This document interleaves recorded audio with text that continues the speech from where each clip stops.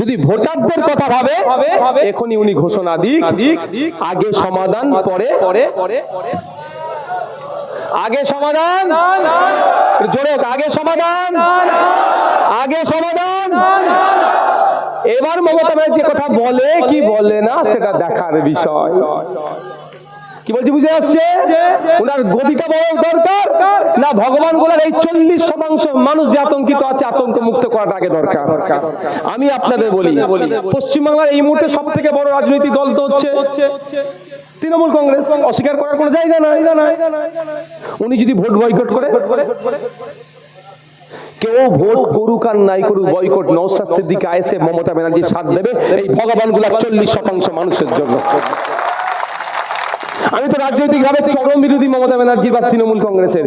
উঠতে বসতে ওদেরকে চোর বলি, পঞ্চায়েতের মেম্বার থেকে একদম রাজ্যের মন্ত্রী পর্যন্ত অধিকাংশ চোর, একথা বলি তো। আর আজকেও বলছি গুটি কয়েক মানুষ তাদের দলে ভালো আছে, সেটা কতদিন থাকবে বোঝা মুশকিল।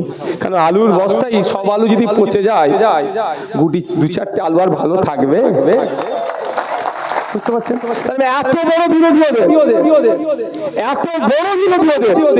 তারপরে বলছি মমতা ব্যানার্জি এই মুহূর্তে বাংলার মুসলমানকে কি করতে পারে? টেনশন আতঙ্ক মুক্ত করতে পারে।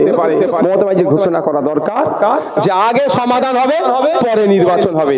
তাহলে নির্বাচন কমিশনে কিন্তু চাপে পড়ে যাবে। কারণ আমরাও তো সাথ দেবো, বাংলার অলিতে মানুষ সাথ দেবে, সিপিএমও দিতে বাধ্য, কংগ্রেসও দিতে বাধ্য। একমাত্র আমার মনে হয় বিজেপি ছাড়া দ্বিতীয় কেউ মমতা ব্যানার্জির এই ডাকের বাইরে যাবে না। তাহলে মমতা ব্যানার্জির উচিত হবে ডাক দেওয়া।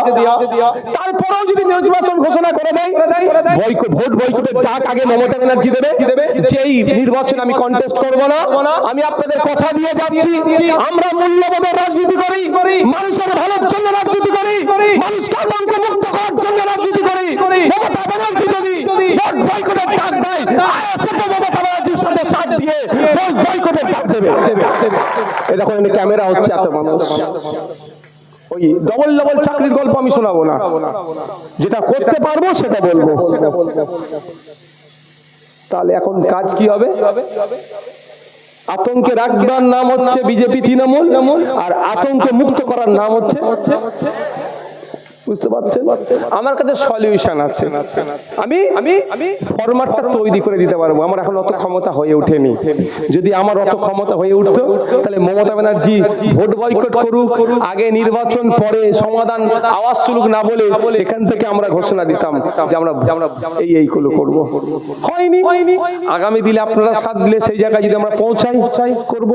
কি যতটুকু ক্ষমতা আছে সঠিক বলার, ব্যাখ্যা করে দেওয়ার জায়গায় আপনাদের কাছে যাচ্ছি। তাহলে সমাধানের একটা রাস্তা বললাম।